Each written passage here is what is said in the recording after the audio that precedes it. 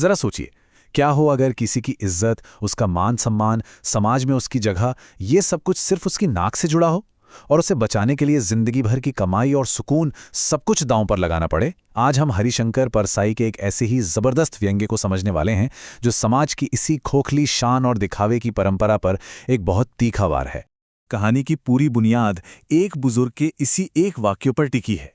बेटी की शादी के खर्चों से परेशान उनका ये डर, बस यही इस पूरे सामाजिक व्यंग्य की चाबी है। ये सिर्फ एक मुहावरा नहीं है, बल्कि उस गहरे सामाजिक खौफ की आवाज है जो लोगों से अक्सर बेतुके फैसले करवा देता है। तो आखिर ये डर इतना गहरा क्यों है?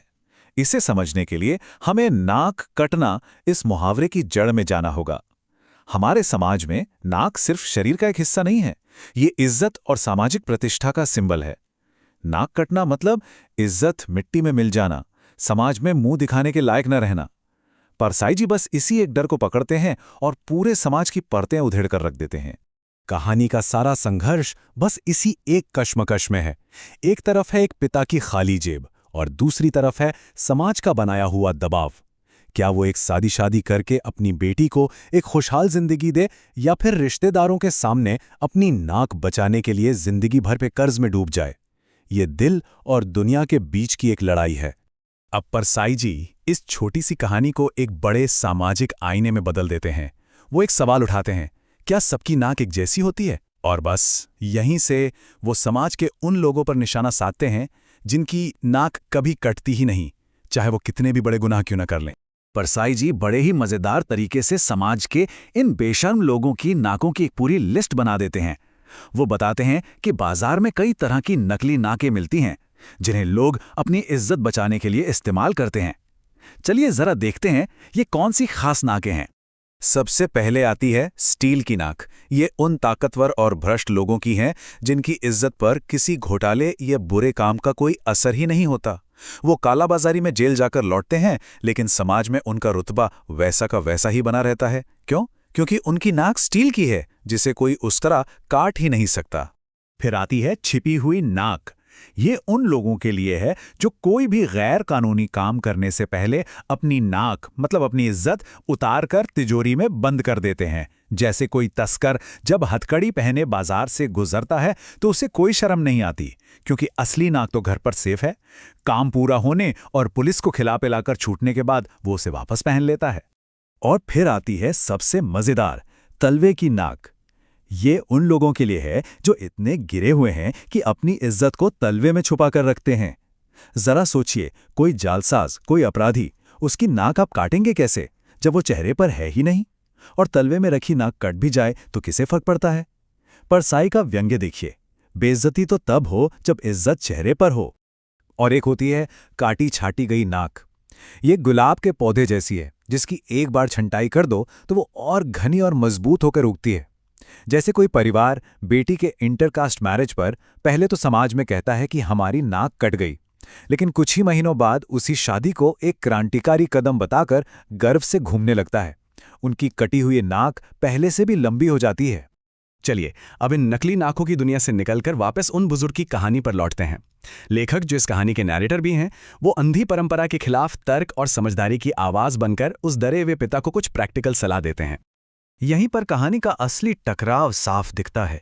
एक तरफ है तर्क की आवाज, अरे भाई कोर्ट मैरिज कर लो, कर्ज से बचो, सादगी अपनाओ।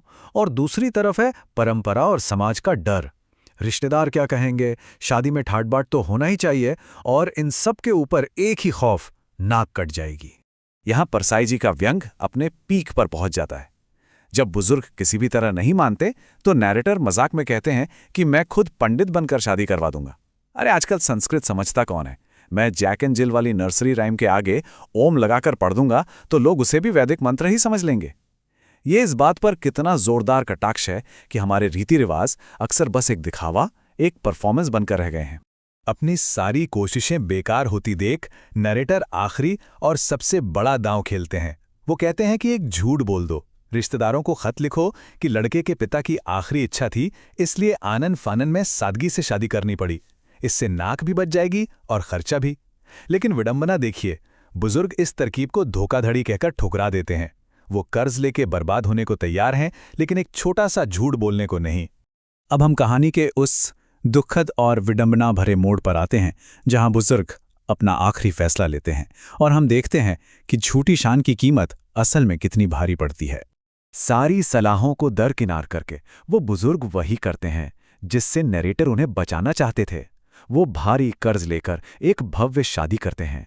एक दिन की झूठी शान के लिए उन्होंने अपनी पूरी जिंदगी की आर्थिक तबाही को गले लगा लिया।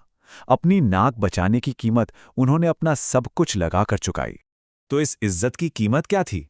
अच्छा, शानदार शादी ने एक दिन के लिए तो नाक कटने से बचा ली, लेकिन अगले ही दिन से साहूकार दरवाजे पर आने लगे। बुजुर्ग शर्म के मारे छिपने लगे। अब उनकी नाक एक बार में नहीं बल्कि हर रोज टुकड़ों टुकड़ों में कट रही थी। जिस एक दिन के अपमान से वो इतना डर रहे थे, अब वही अपमान उनकी रोजमर्रा की जिंदगी का हिस्सा बन गया था। और फिर आता है कहानी का सबसे ताकतवर और दुखद अंत। कुछ समय बाद साहूकारों ने आना बंद कर दिया। इसलिए नहीं कि कर्ज चुक गया था, बल्कि इसलिए कि अब काटने के लिए कोई नाक बची ही नहीं थी। जिस इज्जत को बचाने के लिए उन्होंने सब कुछ बर्बाद किया, वो इज्जत ही अब खत्म हो चुकी थी। तो इस कहानी से हम क्या समझते हैं? परसाई का ये व्यंग आज भी इतना जरूरी क्यों है? क्योंकि ये सिर्फ एक कहानी नहीं, बल्कि हमारे समाज के दिखावे और खोखले रीति रिवाजों पर एक टाइमलेस कमेंट्री है। ये कहानी हमें झूठी प्रतिष्ठा का असली मतलब समझाती है। ये और कुछ नहीं, बस दूसरों की नज़रों में अच्छा दिखने का एक भ्रम है। एक ऐसा दिखावा जिसे बनाए रखने के लिए लोग अपनी आर्थिक और नैतिक दोनों तरह से तबाही मोल ले लेते हैं। और आखिर में यह कहानी हमें आज के दौर का आईना दिखाती है। परसाई ने तो सिर्फ समाज की बात की थी। आज हमारे पास सोशल मीडिया है, जहां महंगी छुट्टियों, परफेक्ट रिश्तों और कामयाब जिंदगी की तस्वीरें पोस्ट की जाती हैं। ये सब क्या है? क्या ये भी एक तरह की नाक नहीं, जिसे हम दुनिया को दिखाते हैं, जबकि असलियत कुछ और होती है? शायद हम सब अपनी असली नाक तिजोरी में बंद करके एक चमचमाती हुई नकली नाक लगाकर घूम रहे हैं। सोचिएगा जरूर, आपकी असली नाक कहाँ है?